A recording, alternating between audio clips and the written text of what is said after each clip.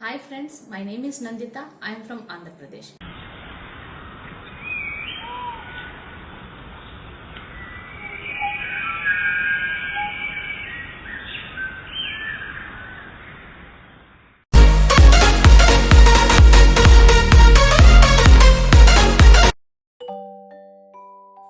Good morning dear students. Today we are going to discuss about plant kingdom from CBSE syllabus plus 1. Children, in the previous chapter, you looked at the broad classification of living organisms under the system proposed by Whittaker 1969, wherein they suggested the five kingdom classification like Monera, Protista, Fungi, Animae and Plantae. In this chapter, we will deal in detail with further classification within kingdom Plantae, popularly known as plant kingdom. We must stress here that our understanding of plant kingdom has changed over time. Fungi and members of Monera and Protista having cell walls have now been included from Plantae.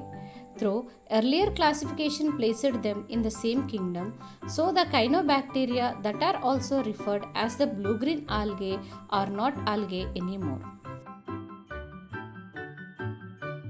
In this chapter, we will describe algae, bryophytes, petridiophytes, gymnosperms, angiosperms under Plantae.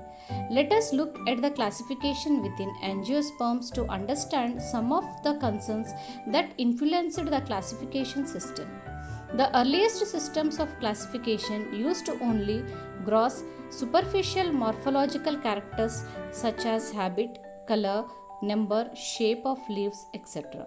They were based mainly on vegetative characters or on the androecium structure system given by Linnaeus.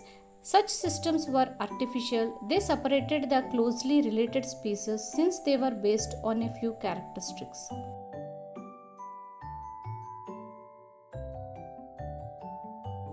Also, the artificial system give a equal weightage to vegetative and sexual characteristics. This is not acceptable since we know that often the vegetative characters are more easily affected by environment. As against this natural classification system developed, which were based on the natural affinities among the organisms and consider not only the external features but also internal features like ultrastructure, anatomy, embryology, and phytochemistry.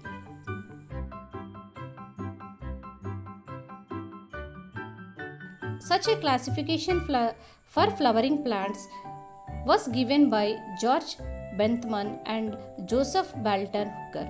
At present, phylogenetic classification system based on evolutionary relationship between the various organisms were acceptable. This assumes that organisms belonging to the same taxa have a common ancestor. We now use information from many other sources to help resolve difficulties in classification. This becomes more impact when there is no supporting fossil evidence. Numerical taxonomy, which is now easily carried out using computer, is based on all observable characteristics. Number and codes are assigned to all the characters and the data are then proceed. In this way, each character is given equal importance and at the same time hundreds of characters can be considered. Cytotaxonomy, that is based on cytological information like chromosomes number, structure, behavior, and chemotaxonomy is that uses the chemical constituents of the plant to resolve confusions are also used by taxonomists these days.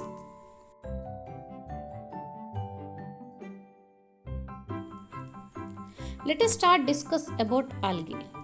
Algae are chlorophyll bearing simple thalloid autotrophic and largely aquatic both freshwater and marine organisms. They occur in a variety of other habitats, moist stones, soils and wood. Some of them are also occur in association with fungi and animals on sloth bear. The form and size of algae is slightly variable ranging from colonial from like volvox and the filamentous form like Ulotrix and Spirogyra. A few of marine forms such as clips form massive plant bodies.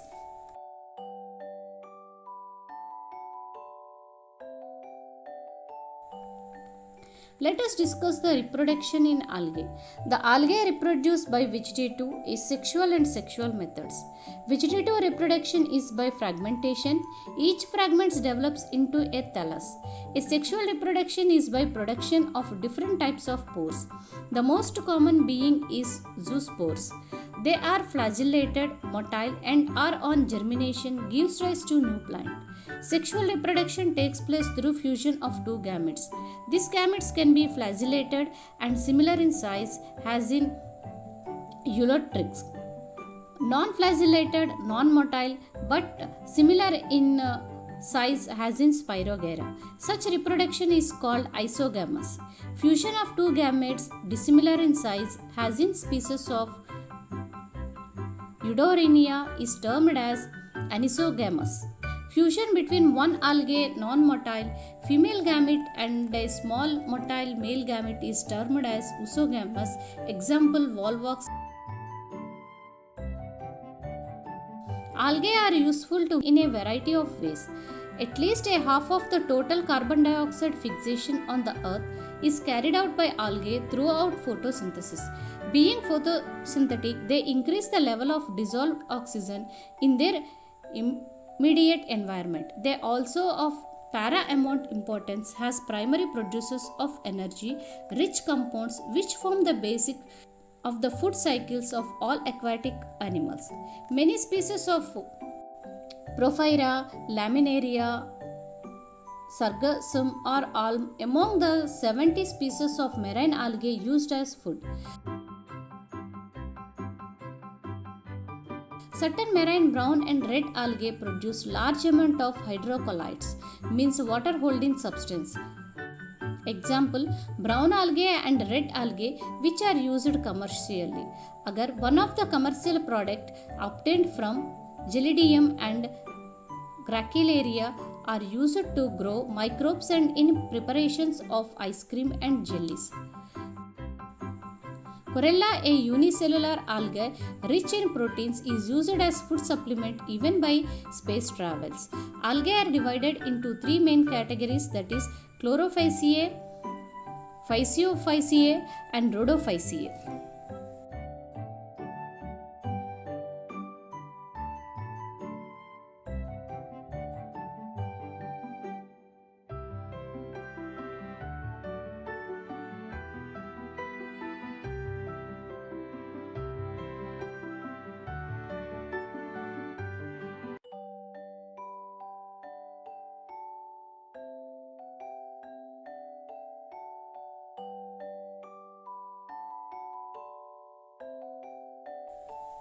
Chlorophyceae. The members of Chlorophyceae are commonly called green algae. The plant body may be unicellular, colonyl and filamentous. They are usually grass green due to the dominance of the pigment chlorophyll A and B. The pigments are localized in definite chloroplast. The chloroplast may be discoid, plate-like, reticulate, cup-shaped, spiral or ribbon-shaped in different species. Most of the members have one or more storage bodies called perinoids located in the chloroplast. Perinoids contain protein besides starch. Some algae may store food in the form of oil droplets. Green algae usually have a rigid cell wall made of an inner layer of cellulose and an outer layer of pectose. Vegetative reproduction usually takes place by fragmentation or by formation of different types of spores. Asexual reproduction is by flagellated zoospores produced in zoosporangia. The sexual reproduction shows considerable variation in the type and formation of sex cells, and it may be isogamous, anisogamous, oogamous. So commonly found green algae are Chlamydomonas, Volvox, Ulotrix, Spirogera and Chara.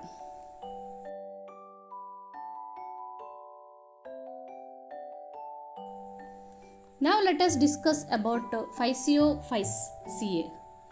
The members of Physiophysia are brown algae and are found primarily in marine habitat.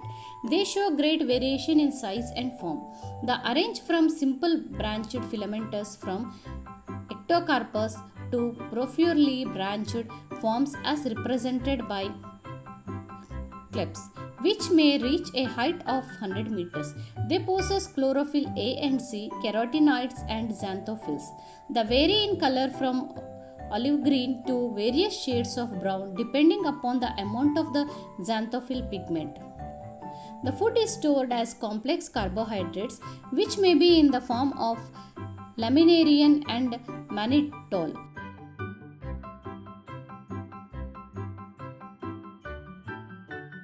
The vegetative cells have a cellulosic walls usually covered on the outside of the gelatinous coating of algin.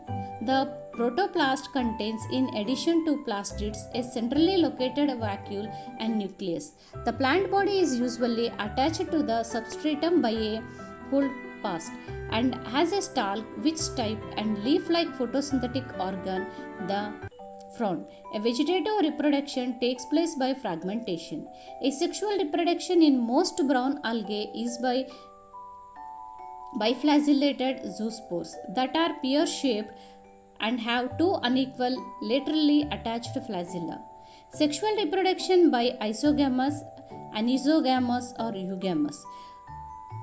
Union of gametes may take place in water or within the oozonium or oozospice. The gametes are periform, pear-shaped, and bear two laterally attached flagella. The common forms are ectocarpus, dictyota, laminaria, fucus, etc.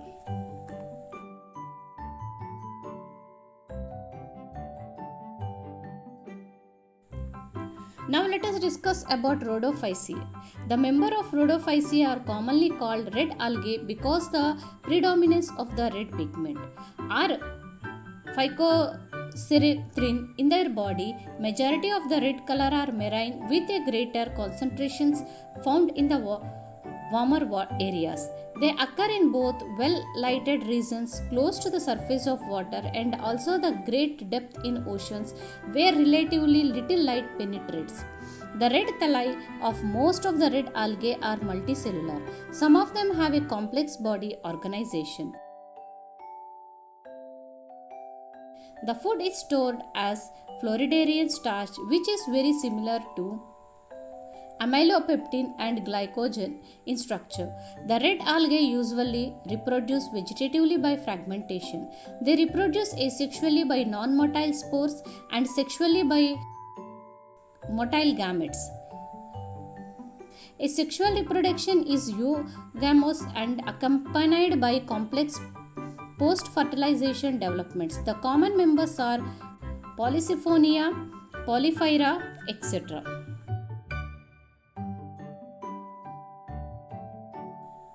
Now let us discuss about biophytes.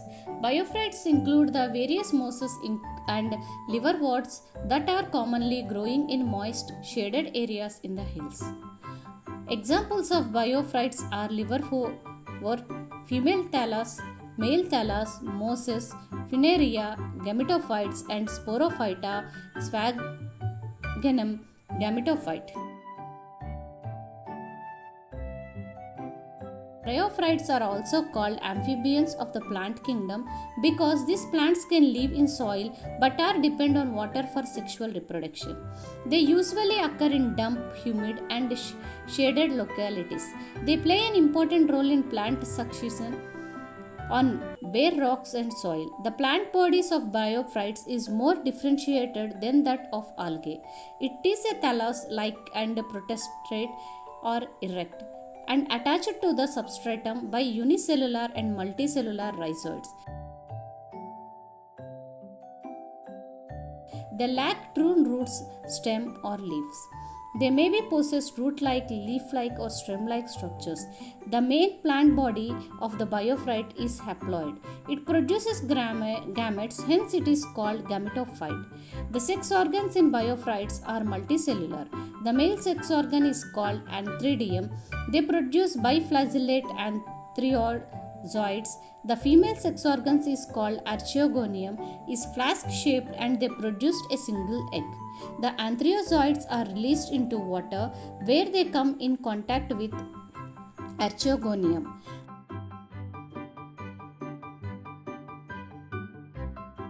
An antheriozoid fuses with the egg to produce the zygote. The zygote does not undergo reduction division immediately. They produce a multicellular body called sporophyte. The sporophyte is not free living but attached to the photosynthetic gametophyte and derives nourishment from it. Some cells of sporophyte undergo reduction division, means meiosis, to produce haploid spores. These spores germinate to produce gametophyte. The bryophyte generally are a little economic importance, but some mosses provide food for herbaceous mammals, birds, and other animals. Species of Phryganum, a moss, provide peat that have a long been used for fuel and as packing material for trains shipment of living material because of the capacity to hold water. Mosses along with lichens are the first organisms to colonize rocks and hence are a great of ecological importance. The decomposed rocks making the substrate suitable for the growth of higher plants. Since mosses form dense mats on the soil, they reduce the impact of falling rain and prevent soil erosion. The biophytes are divided into liverworts and mosses. Now let us discuss about liverworts. This liverworts comes under the phylum Hepatophyta, are one of the three ancient lines of Bryophyta. Liverworts, hornworts, and mosses, low-growing land plants that depend on free water rain for fertilization. A liverwort is a flowerless, spore-producing plant with the spores produced in small capsules. Biophytes have a gametophyte stage and a sporophyte stage. The spore capsule, possible with an supporting stalk or seta, is the sporophyte and this grows from the gametophyte stage.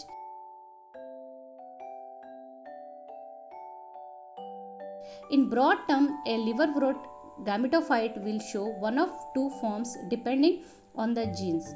In a leaf liverwort, the gametophyte consists of leaves on stem. The liverwort grows usually in moist, shady habitats such as banks of streams, marshy grounds, dump oil, bark of trees, and deep in the woods. The plant body of liverwort is thalloid. Example, Marchantia. In this thallus, liverwort you will see as flattish green sheet, possibly wrinkled or lobed. The thallus is dorsoventral and closely pressed to the substrate. The leafy members have tiny leaf-like appendages in two rows on the stem-like structures. Such a sheet is called a thallus. In many cases, that all there is to the gametophyte. However, in some thallus genera, there is a bit more to the gametophyte.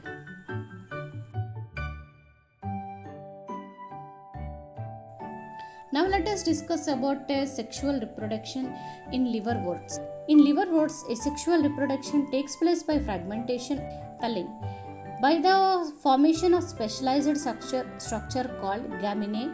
Gamma. The gamma are green multicellular asexual buds which develop in a small receptacles called gamma cups located on the thalli.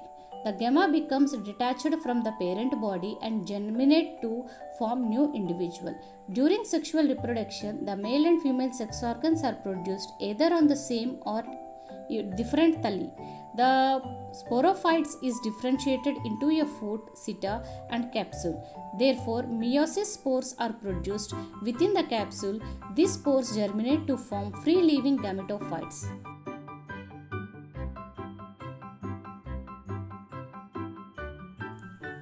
Many freshly liverworts have a pleasing aroma which quickly disappears as soil bodies disintegrate, possibly defending liverworts from herbivores. Chemically dissolved and found in 90% of liverworts, have a potential medicinal value. The liverwort sporophytes mature while completely enclosed in the gametophyte. A leafy liverwort are placed in the class Junger Maniocidea, with most species and the order of Junger Maniles. The leaves are only one cell thick and lack midribs.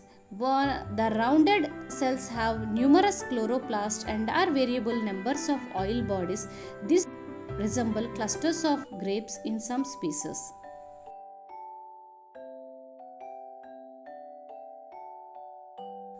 Stems are creeping or ascending and usually bear 3 rows of leaves, 2 rows of dorsal leaves, and 1 row of ventricle leaves or underleaves. Leaves generally overlap and are attached to the stem at the slanted angle.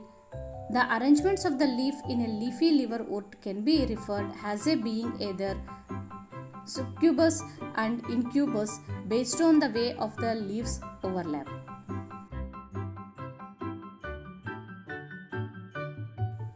Now let us discuss about hornworts. The base of the hornwort plant called thallus has wrinkled leaf-like appearance. The sporophytes are a cluster of slender green stalks with brown tips grown from this wrinkled mass. Hornworts grow a tall cylinder sporophyte. The hornworts belong to the broad Bryophyta group. They have colonized a variety of habitats on land. Although they are never far from a source of moisture, the short blue-green algae gametophyte is the dominant phase of the life cycle of hornwort. The narrow pipe-like sporophyte is defining characteristics of the group. The sporophytes emerge from the parent gametophyte and continue to grow throughout the life of the plant.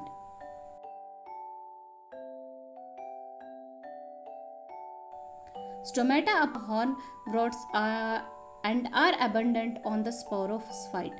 The photosynthetic cell must contain a single chloroplast. Meristem cells are the base of the plant, keep dividing and adding to its height. Many hornworts establish symbiotic relationship with cyanobacteria that fix nitrogen from the environment.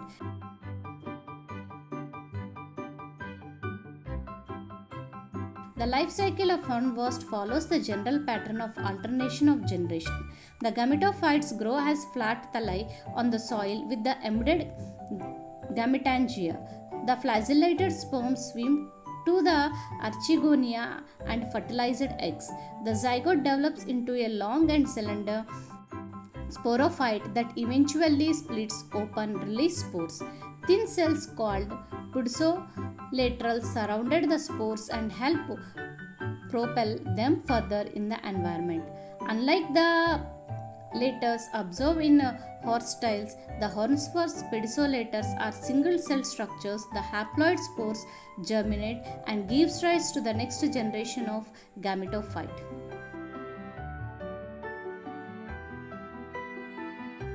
Now let us discuss about mosses. More than 10,000 species of mosses have been catalogued. Their habitats vary from tundra, where there are the main vegetation, to the understory of tropical forest. The tundra, the mosses shallow rhizoids allow them to fasten to the substrate without penetrating the frozen soil. Mosses slow down erosion, store moist and soil nutrients, and provide shelter for small animals as well as food for large herbivores such as the musk of fox. Mosses are very sensitive to air pollution and are used to monitor air quality. They are copper salt, so these salts are common ingredients of compounds marketed to eliminate mosses from lawns.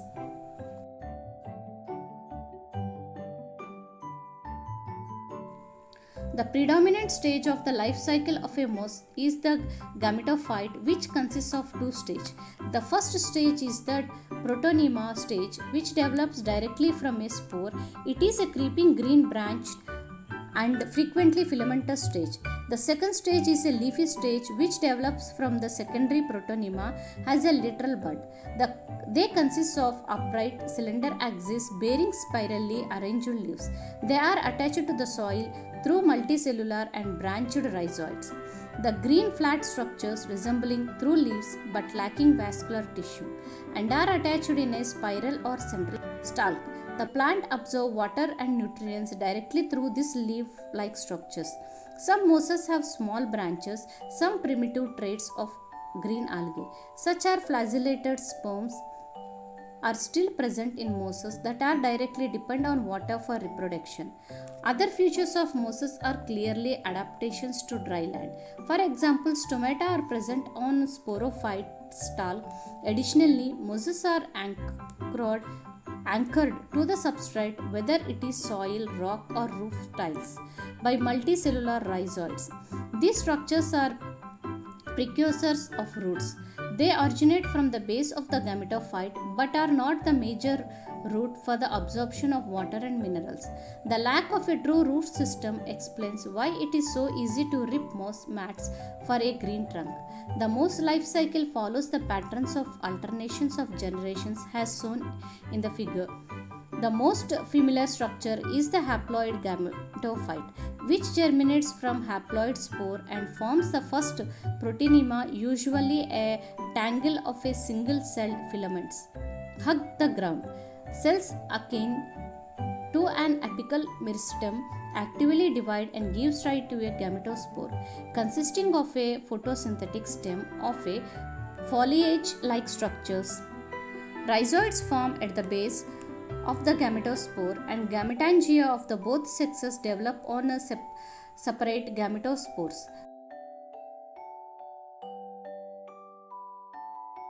The male organ produces many sperms, whereas the archeogonium forms a single egg. At fertilization, the sperm swims down the neck to the venter and unites with the egg inside the archegonium.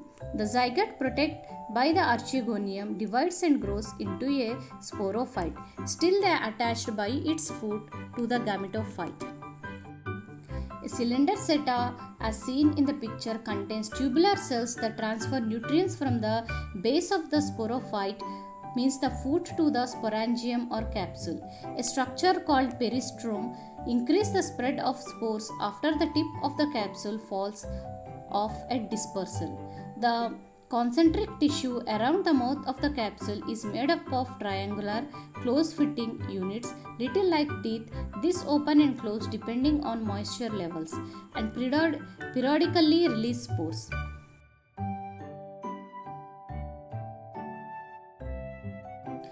Let us discuss the stages of reproduction. Vegetative reproduction in mosses is by fragmentation and budding and the secondary protonema. In sexual reproduction, the sex organs Antheridia and Archegonia are produced at the apex of the leaf shoots. After fertilization, the zygote develops into sporophyte consisting of a foot, seta and capsule. The sporophyte in mosses is more elaborate than in liverworts. The capsule contains spores. Spores are formed after meiosis. The mosses have an elaborated mechanism of spore dispersal. Common examples of mosses are Funaria, Polytrichonum and Sphagnum.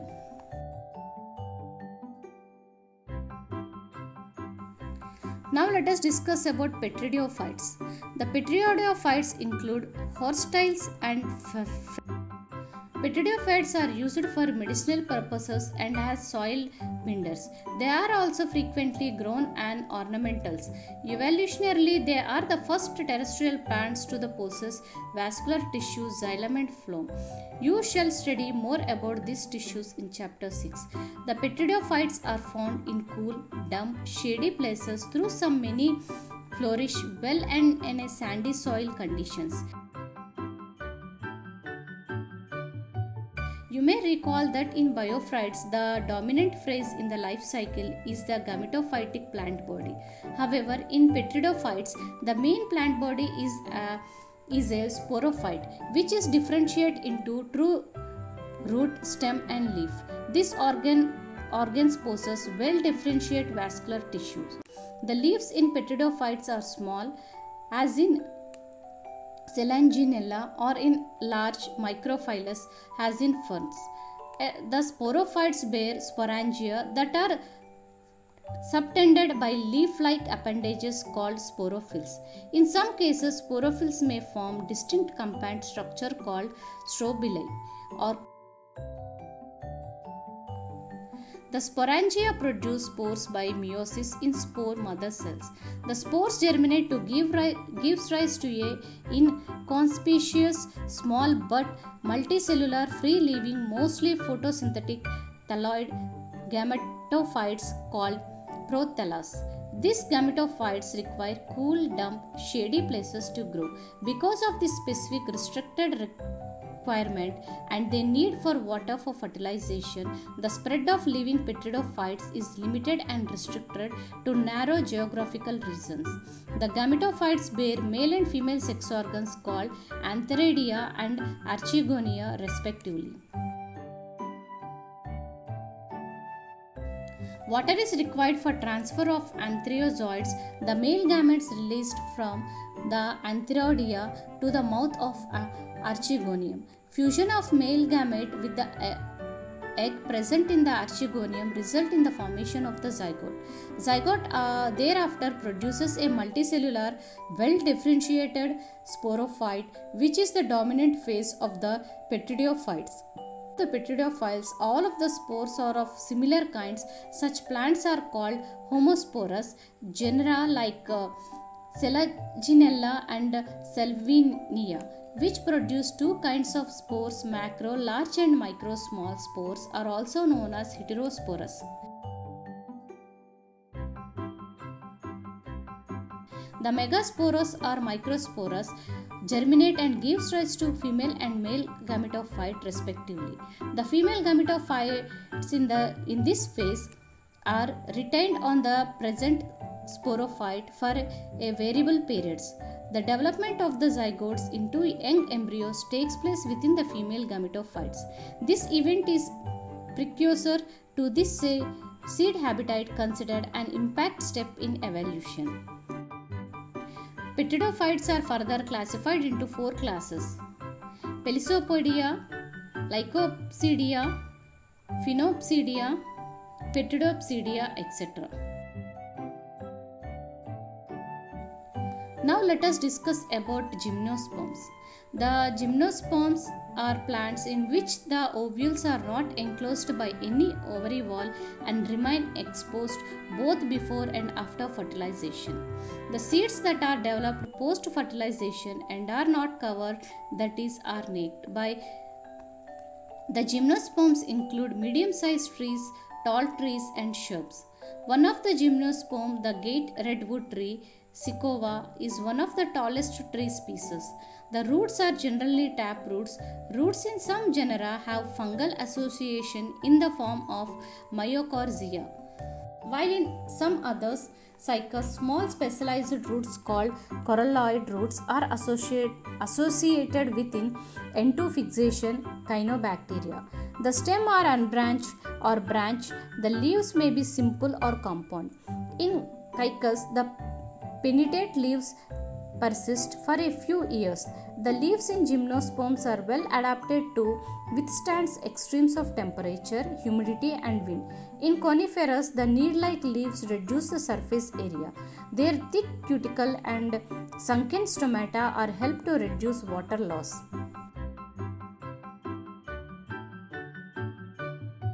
Gymnosperms are heterosporous. They produce haploid microspores and megaspores. Two kinds of spores are produced within sporangia that are borne on sporophyllus, which are arranged spirally along an axis to form lax or compact storobili or cones. The storobili bearing microsporophylls and microsporangia are called microsporangiate or male strobili. The microspores develop into male gametophytic generation, which is highly reduced and it is confined to only a limited number of cells. This reduced gametophyte is called pollen grain. The development of pollen grain takes place within microsporangia. The cones bearing megasporangias with ovules or megasporangia are called microsporangiate or female strobili. The male or female cones or strobili may be borne on the same tree pinus. However, in cycas, male cones and megasporophylls are borne on different trees.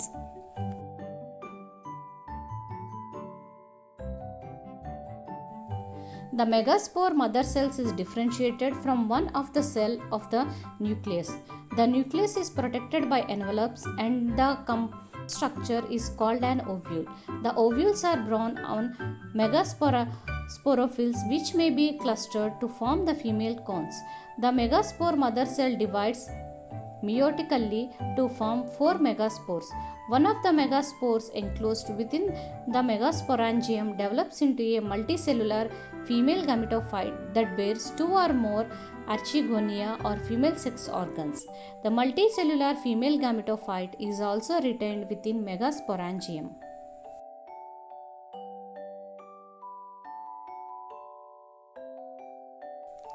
Unlike biophytes and pteridophytes in gymnosperms, the male and female gametophytes do not have any independent free-living existence. They remain within the sporangia retained on the sporophytes. The pollen grain is released from the microsporangium. They are carried in an air current and come in contact with the opening of the ovules borne on megasporophyll. The pollen tube carrying the male gametes grow towards the archegonia in the ovules and discharge the contents near to the mouth of the archegonia. The following fertilization, zygote develops into an embryo and ovules into seeds. These seeds are not covered. Now let us discuss about angiosperms. Unlike the gymnosperms, where the ovules are naked, in the angiosperms or flowering plants, the pollen grains and ovules are developed in a specialized structure called flowers. In angiosperms, the seeds are enclosed in fruits. The angiosperms are exceptionally a large group of plants occurring in a wide range of habitats. They range in size from the smallest wolfia to a tall tree of eucalyptus. They provide us food, fodder, fuel, medicines and several other commercial important products. They are divided into 2 classes, dicotyledons and the dicotyledons are characterized by seeds having 2 cotyledons, reticulate venation in leaves and tetramerous or pentamerous flowers, that is having 4 or 5 members in each flora rolls. In monocotyledons, on the other hand, are characterized by a single cotyledonous seeds, parallel venation in leaves, and trimerous flowers having 3 members in each flower rolls. The male sex organs in a flower is the stamen. Each stamen consists of a cylinder filament with an anther at the tip. Within the anther, the pollen mother cell divided by meiosis to produce microspores which mature into the pollen grains. The female sex organs in a flower is the pistil. The pistil consists of a swollen ovary at its base. A long cylinder style and stigma inside the are present, and inside the ovary ovules are present. Generally, each ovule has a megaspore mother cell that undergoes meiosis to form 4 haploid megaspores. 3 of them degenerate and 1 divided to form embryonic sac. Each embryo sac has a 3-celled egg apparatus, 1 cell egg and 2 synergids, the 3 antipodal cells and 2 polar nuclei. The 2 polar nuclei eventually fuse to produce a diploid secondary nucleus.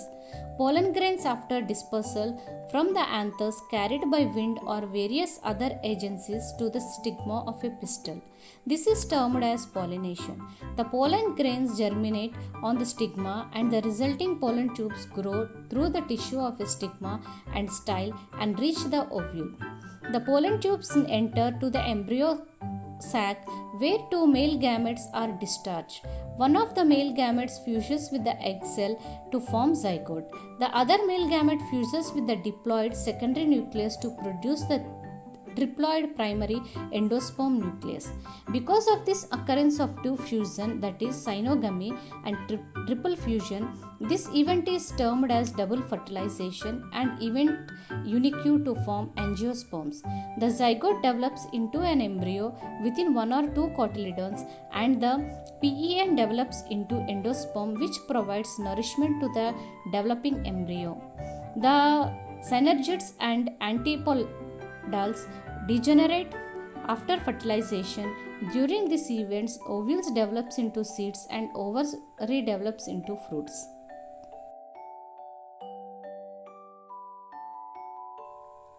Now let us discuss about plant life cycles and alternations of generation. In both haploid and diploid cells can divided by mitosis. This ability leads to the formation of different plant bodies, haploid and diploid. The haploid plant produces gametes by mitosis. This plant body represents a gametophyte. Following fertilization, the zygote also divides by mitosis to produce a diploid sporophytic plant body. Haploid spores are produced by this plant body by meiosis. This in turn divided by mitosis to form a haploid plant body once again.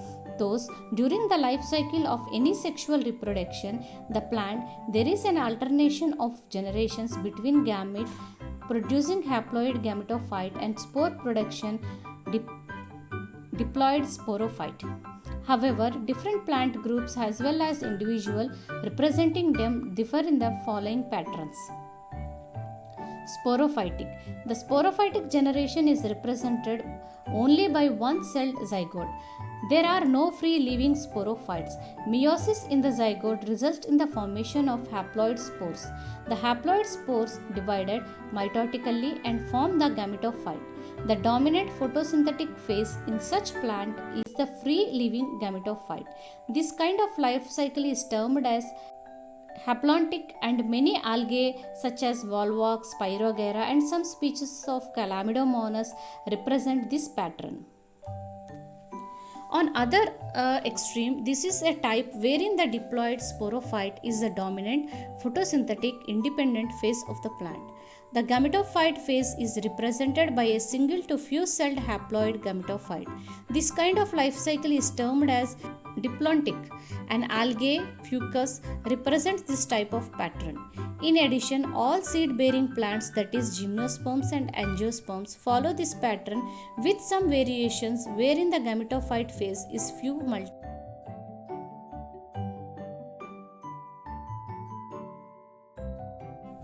Bryophytes. Bryophytes and petridophytes interestingly exhibit an intermediate condition, means haplodiplontic. Both phases are multicellular. However, they differ in their dominant phases. Skydgamy dominant independent photosynthetic thalloid or erect phase is represented by a haploid gametophyte and it alternates with the short-lived multicellular sporophyte. Totally or partially depend on the gametophyte for its anchorage and nutrition. All bryophytes represent this pattern. The diploid sporophyte is represented by the dominant independent photosynthetic vascular plant body. It alternates with multicellular sporophytic autotrophic independent but short-lived haploid gametophyte. Such pattern is known as haplodiplontic life cycle. All petridophytes exhibit this pattern. Interestingly, while most algae genera are haplontic, some of them such as Ectocarpus, Polysiponia, haplodiplontic fucus and algae in diplontic.